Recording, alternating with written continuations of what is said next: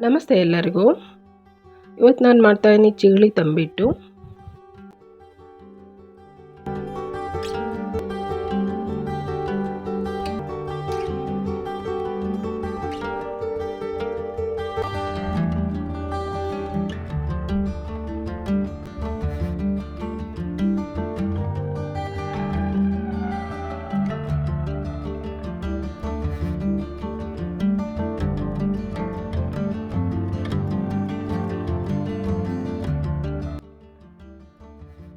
ಚಿಗಳಿ ತಂಬಿಟ್ಟು ಮಾಡೋದಕ್ಕೆ ಮೊದಲಿಗೆ ನಾನು ಕಡಲೆ ಬೀಜನ ಹುರಿತೀನಿ.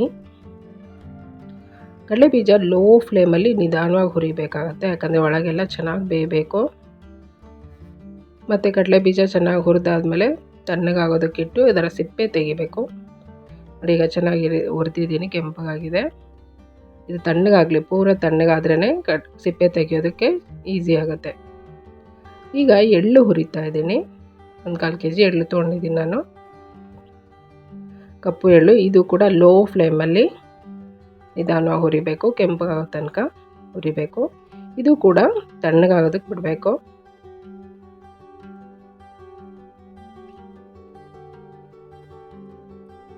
ಆಗಿದೆ, ಇದನ್ನು ಒಂದು ಪ್ಲೇಟಿಗೆ ಹಾಕಿ ತಣ್ಣಗಾಗೋದಕ್ಕೆ ಬಿಡ್ತೀನಿ. ನೋಡಿ, ಈ ಗ್ಲಾಸಲ್ಲಿ ನಾನು ಕಡಲೆ ತೊಗೋತಾ ಇದ್ದೀನಿ ತಂಬಿಟ್ಟು ಮಾಡೋದಕ್ಕೆ. ಒಂದು ದೊಡ್ಡ ಗ್ಲಾಸಲ್ಲಿ ಕಡಲೆ, ಇದನ್ನು ಮಿಕ್ಸಿ ಜಾರಿಗೆ ಹಾಕಿ, ಇದು ತುಂಬ ನೈಸಾಗಲ್ಲ, ಸ್ವಲ್ಪ ತರಿಯಾಗಿಯೇ ಗ್ರೈಂಡ್ ಮಾಡಿದ್ದೀನಿ ನಾನು. ಇದೇ ರೀತಿ ಇನ್ನೊಂದು ಗ್ಲಾಸ್ ಕಡಲೆಯನ್ನು ನಾನು ತೊಗೊಂಡು 2 ಗ್ಲಾಸ್ ಕಡಲೆ ಅಲ್ಲಿ ನಾನು ಮಾಡ್ತಾಯಿದ್ದೀನಿ.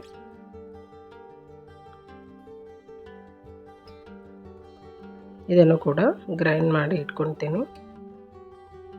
ತುಂಬ ನೈಸಾಗೇನು ಮಾಡೋದು ಬೇಡ, ಸ್ವಲ್ಪ ತರಿಯಾಗಿದ್ದರೆ ಸಾಕು. ನೋಡಿ, 2 ಗ್ಲಾಸ್ ಅಕ್ಕಿಗೆ ಅರ್ಧ ಗ್ಲಾಸು ನಾನು ಅಕ್ಕಿ ಹಿಟ್ಟು ತೊಗೊಂಡಿದ್ದೀನಿ. ಅಂದರೆ 1 ಗ್ಲಾಸ್ ಕಡಲೆ ತೊಗೊಂಡ್ರೆ 1/4 ಗ್ಲಾಸು ಅಕ್ಕಿ ಹಿಟ್ಟು ಸಾಕು. ಅಕ್ಕಿ ಹಿಟ್ಟು ಜಾಸ್ತಿ ಹಾಕಬಾರ್ದು, ಅಕ್ಕಿ ಹಿಟ್ಟು ಜಾಸ್ತಿ ಹಾಕಿದ್ರೆ ಉಂಡೆ ಗಟ್ಟಿ ಆಗುತ್ತೆ. ಸ್ವಲ್ಪ ಹುರಿದ್ಬಿಟ್ಟು, ಹುರಿಯೋದಂದರೆ ಇದು ಕೆಂಪಗೇನಾಗೋದು ಬೇಡ, ಬಿಸಿ ಮಾಡಬೇಕು, ಚೆನ್ನಾಗಿ ಬಿಸಿ ಮಾಡಬೇಕು. ಲೋ ಫ್ಲೇಮಲ್ಲಿ ಹುರಿದ್ಬಿಟ್ಟು ಕಡಲೆ ಪುಡಿ ಜೊತೆಗೇ ಹಾಕಿದ್ದೀನಿ. ಈಗ ನೋಡಿ, ಅಷ್ಟೊತ್ತಿಗೆ ಕಡಲೆ ಬೀಜ ಪೂರ ತಣ್ಣಗಾಗಿದೆ. ಈಗ ಇದರ ಸಿಪ್ಪೆ ತೆಗಿಬೇಕು. ಸಿಪ್ಪೆ ತೆಗೆದ್ಬಿಟ್ಟು ಕಡಲೆ ಬೀಜನ 2 ಹೋಳು ಮಾಡಬೇಕು. ನೋಡಿ, ಈ ರೀತಿ ಆಗಬೇಕು, 2 ಹೋಳು ಆಗಬೇಕು. ಕಡಲೆ ಬೀಜ ಚೆನ್ನಾಗಿ ತಣ್ಣಗಾದರೆ ಇದು ಮಾಡೋದು ತುಂಬ ಈಸಿ. ನೋಡಿ, ಈ ರೀತಿ 2 ಹೋಳು ಮಾಡ್ಕೋಬೇಕು. ಇದನ್ನು ಹೇಗೆ ಮಾಡೋದು ಈಸಿಯಾಗಿ ಅಂತ ತೋರಿಸ್ತೀನಿ. ನೋಡಿ, ನಾನೊಂದು ಒಳ್ಳೆ ಬಟ್ಟೆ ತೊಗೊಂಡಿದ್ದೀನಿ, ಚೆನ್ನಾಗಿರೋ ಬಟ್ಟೆ ತೊಗೊಂಡು ಅದರಲ್ಲಿ ಈ ಕಡಲೆ ಬೀಜ ಎಲ್ಲ ಹಾಕ್ಬಿಟ್ಟು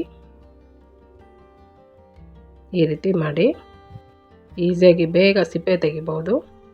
ಒಂದು ಲಟ್ಟಣಿಗೆ ತೊಗೊಂಡು ಈ ರೀತಿ ಪ್ರೆಸ್ ಮಾಡಿದ್ರೆ ಸಿಪ್ಪೆ ಎಲ್ಲ ಬಿಟ್ಕೊಳ್ಳುತ್ತೆ, ಮತ್ತು ಕಡಲೆ ಬೀಜ 2 ಹೋಳಾಗುತ್ತೆ.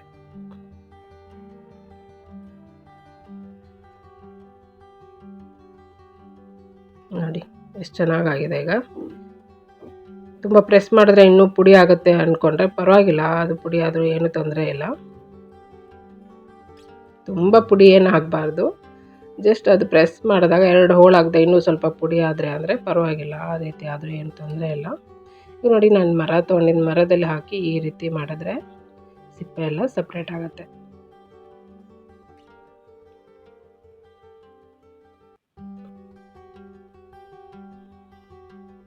ಈಗ ಸಿಪ್ಪೆ ತೆಗೆದಿರೋಂಥ ಕಡಲೆ ಬೀಜ, 1 ಕಪ್ ಕಡಲೆ ಬೀಜ ನಾನು ಕಡಲೆ ಪುಡಿಗೆ ನಾನು ಮಿಕ್ಸ್ ಮಾಡ್ತಾಯಿದ್ದೀನಿ. ಮತ್ತು 2 ಸ್ಪೂನ್ ಹುರಿದಿರೋಂಥ ಎಳ್ಳು, ತುರಿದಿರೋಂಥ ಒಣ ಕೊಬ್ಬರಿ 1 ಕಪ್ಪು, ಏಲಕ್ಕಿ ಪುಡಿ, ಇದಿಷ್ಟನ್ನು ನಾವು ಕಡಲೆ ಮತ್ತು ಪುಡಿ ಮಾಡಿ ಇಟ್ಕೊಂಡಿದ್ನಲ್ಲ, ಕಡಲೆ ಮತ್ತು ಅಕ್ಕಿ ಹಿಟ್ಟು ಮಿಕ್ಸ್ ಮಾಡಿದ್ನಲ್ಲ, ಅದಕ್ಕೇ ಇದಿಷ್ಟನ್ನು ಹಾಕಿ ಸರಿಯಾಗಿ ಮಿಕ್ಸ್ ಮಾಡಬೇಕು. ಮಿಕ್ಸ್ ಮಾಡಿ ಆದಮೇಲೆ ನಾನು ಇಲ್ಲಿ ಪಾಕ ಮಾಡೋದಕ್ಕೆ ಇಡ್ತಾಯಿದ್ದೀನಿ. ಬೆಲ್ಲ ನೋಡಿ, ಈ ರೀತಿ ದಪ್ಪ ಕುಟ್ಟಿದ್ದೀನಿ. ಅದೇ ನೈಸಾಗಿ ಕುಟ್ಟಬೇಕಂತ ಇಲ್ಲ, ಯಾಕಂದರೆ ಪಾಕ ಮಾಡೋದ್ರಿಂದ ಬಿಸಿ ಆಗುತ್ತೆ. ಈಗ ನೋಡಿ, ಎಳ್ಳು ತಣ್ಣಗಾಗಿದೆ. ಇದನ್ನು ಒಂದು ಅರ್ಧ ಮಾತ್ರ ನಾನು ಮಿಕ್ಸಿ ಜಾರಿಗೆ ಹಾಕಿ ಗ್ರೈಂಡ್ ಮಾಡ್ತೀನಿ. ದಪ್ಪನೇ ಮಾಡೋದು, ಜಸ್ಟ್ 1 ಸಲ 2 ಸಲ ಗರ್ರ ಅನಿಸಿದ್ರೆ ಸಾಕು. ನೋಡಿ, ಈ ರೀತಿ ಆದರೆ ಸಾಕು, ನೈಸ ಆಗಬಾರ್ದು. ಇದನ್ನು ಅರ್ಧ ಎಳ್ಳು ಇಟ್ಟಿದ್ನಲ್ಲ ಅದಕ್ಕೆ ಮಿಕ್ಸ್ ಮಾಡ್ತೀನಿ. ಸಕ್ಕರೆ ಬೆಲ್ಲದ ಪಾಕ ಇದೆ ಅಲ್ಲ, ಅದಕ್ಕೆ ಒಂದು 3/4 kg ಬೆಲ್ಲ ತೊಗೊಂಡಿದ್ದೀನಿ ನಾನು. ಇದಿಷ್ಟಕ್ಕೆ ಸರಿ ಆಯಿತು, ಅದು 3/4 kg ಬೆಲ್ಲಕ್ಕೆ.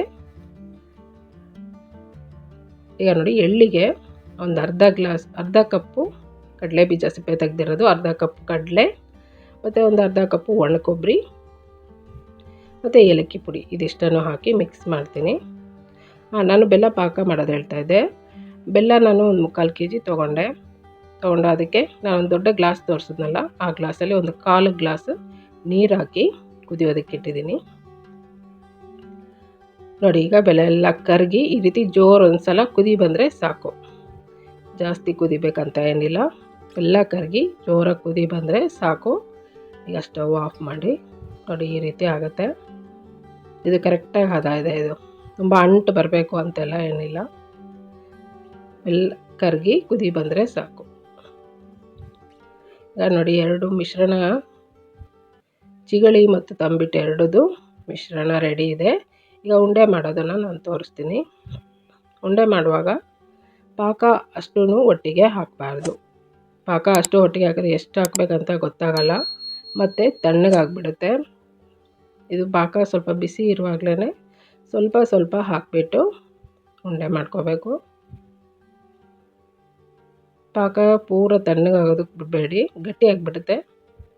ಅದಕ್ಕೆ ಪಾಕ ಬಿಸಿ ಇರುವಾಗಲೇ ಈ ರೀತಿ ಪಾಕ ಹಾಕಿದ ಕೂಡಲೇ ಕೈ ಹಾಕಬೇಡಿ, ತುಂಬ ಬಿಸಿ ಇರುತ್ತೆ. ಈ ರೀತಿ ಸ್ಪೂನಲ್ಲಿ ಸ್ವಲ್ಪ ಮಿಕ್ಸ್ ಮಾಡಿಕೊಂಡು, ಸ್ವಲ್ಪ ಸ್ವಲ್ಪನೇ ಮಿಕ್ಸ್ ಮಾಡಿಕೊಂಡು ಉಂಡೆ ಮಾಡ್ತಾ ಹೋಗಬೇಕು. ಒಟ್ಟಿಗೆ ಜಾಸ್ತಿ ಪಾಕ ಹಾಕಬಾರ್ದು. ಈಗ ನೋಡಿ, ಬಿಸಿ ಇದೆ, ಅದು ಮುಟ್ಟೋದಕ್ಕೆ ಕಷ್ಟ ಆಗ್ತಾಯಿದೆ. ಆದರೂ ಸ್ವಲ್ಪ ತಣ್ಣಗೆ ಮಾಡಿಕೊಂಡು, ಸ್ವಲ್ಪ ಸ್ವಲ್ಪ ತಣ್ಣಗೆ ಮಾಡ್ಕೋಬೇಕು. ತುಂಬ ಪೂರ ತಣ್ಣಗೆ ಆಗಬಾರ್ದು ಇದು. ನೋಡಿ, ಸ್ವಲ್ಪ ಬೆಚ್ಚಗಿರೋ ಹಾಗೆ, ಬಿಸಿ ಬಿಸಿ ಇರೋ ಹಾಗೆ ಇದು ಉಂಡೆ ಮಾಡಬೇಕು. ಈ ಎಳ್ಳಿನ ಉಂಡೆ ಇದೆಲ್ಲ, ಇದು ಮಾಡುವಾಗ ಸ್ವಲ್ಪ ಕಷ್ಟ, ಅಂದರೆ ಕೈಗೆ ಅಂಟತ್ತೆ ಇದು.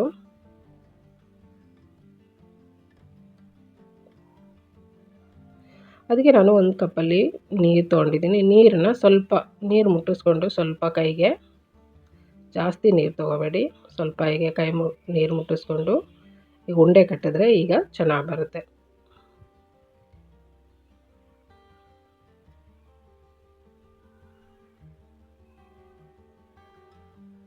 ನೋಡಿ, ಈ ರೀತಿ ಪಾಕ ನೋಡಿಕೊಂಡು ಸ್ವಲ್ಪ ಸ್ವಲ್ಪ ಹಾಕ್ಕೊಂಡು ಮಿಕ್ಸ್ ಮಾಡ್ತಾ ಉಂಡೆ ಮಾಡ್ತಾ ಹೋಗಬೇಕು.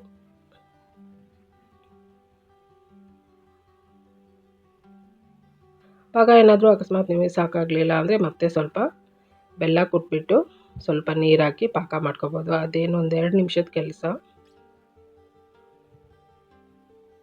ನನಗೆ ಚಿಗಳಿ ತಂಬಿಟ್ಟು ಇಷ್ಟು ಮಾಡೋದಕ್ಕೆ 3/4 kg ಬೆಲ್ಲ ಕರೆಕ್ಟಾಗಿ ಆಯಿತು.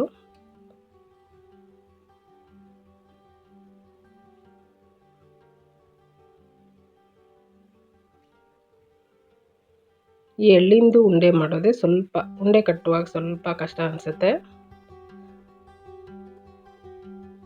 ಬಟ್ ತಂಬಿಟ್ಟಿದೆ ಅಲ್ಲ, ಅದೇನು ಪ್ರಾಬ್ಲಮ್ ಇಲ್ಲ, ಅದು ಬೇಗ ಆಗಿಬಿಡುತ್ತೆ, ಈಸಿಯಾಗಿ ಉಂಡೆ ಮಾಡ್ಬೋದು.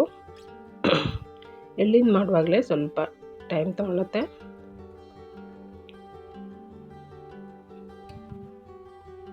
ಸ್ವಲ್ಪ ಹೀಗೆ ಕೈಗೆ ನೀರು ಮುಟ್ಟಿಸ್ಕೊಂಡು ಈ ರೀತಿ ಮಾಡಿ, ಆವಾಗ ಚೆನ್ನಾಗಾಗುತ್ತೆ.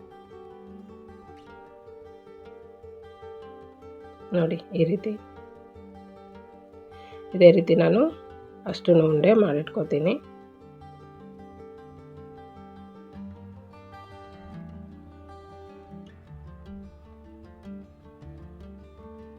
ಈಗ ತಂಬಿಟ್ಟು ಮಾಡುವಾಗಲೂ ಅಷ್ಟೇ, ಒಟ್ಟಿಗೆ ಕಲಿಸೋದಿಲ್ಲ ನಾನು.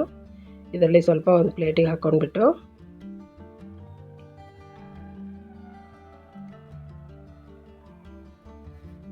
ಈ ರೀತಿ ಹಾಕ್ಕೊಂಡ್ಬಿಟ್ಟು ಅದಕ್ಕೆ ಸ್ವಲ್ಪ ಸ್ವಲ್ಪನೇ ಪಾಕ ಹಾಕಿ, ಪಾಕ ಪೂರ ತಣ್ಣಗಾಗೋದಕ್ಕೆ ಬಿಡಬೇಡಿ, ತಣ್ಣಗಾದರೆ ಗಟ್ಟಿ ಆಗುತ್ತೆ. ಅಕಸ್ಮಾತ್ ಪೂರ ತಣ್ಣಗಾಯಿತು ನೀವು ಮಾಡೋ ಅಷ್ಟರಲ್ಲಿ ಅಂದ್ರೂ ಮತ್ತೆ ಸ್ವಲ್ಪ ಸ್ಟವ್ ಮೇಲೆ ಇಟ್ಟು ಬಿಸಿ ಮಾಡ್ಕೊಳ್ಳಿ, ಆವಾಗ ಅದು ಕರಗತ್ತೆ.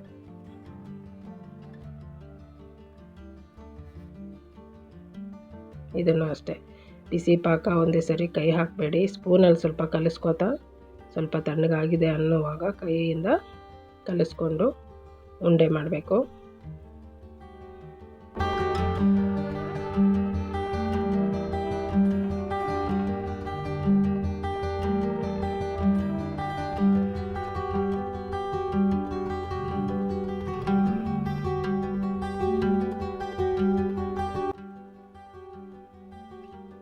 ನೋಡಿ ಈ ರೀತಿ ಮಾಡಬೇಕು. ತಂಬಿಟ್ಟು ಉಂಡೆ ಕಟ್ಟೋದು ತುಂಬ ಈಸಿ, ಅದೇನು ಕೈಗೆ ಅಂಟಲ್ಲ, ಚೆನ್ನಾಗಾಗತ್ತೆ, ಈಸಿಯಾಗಿ ಮಾಡ್ಬೋದು.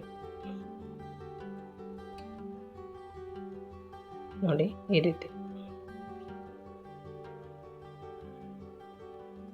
ಇದೇ ರೀತಿ ಅಷ್ಟು ಉಂಡೆನೂ ಮಾಡಿಟ್ಕೊಂಡ್ರೆ ರೆಡಿ ಆಯಿತು ಚಿಗಳಿ ತಂಬಿಟ್ಟು. ನನ್ನ ವಿಡಿಯೋ ಇಷ್ಟ ಆದರೆ ಲೈಕ್ ಮಾಡಿ, ಶೇರ್ ಮಾಡಿ, ಸಬ್ಸ್ಕ್ರೈಬ್ ಮಾಡಿ. Thank you.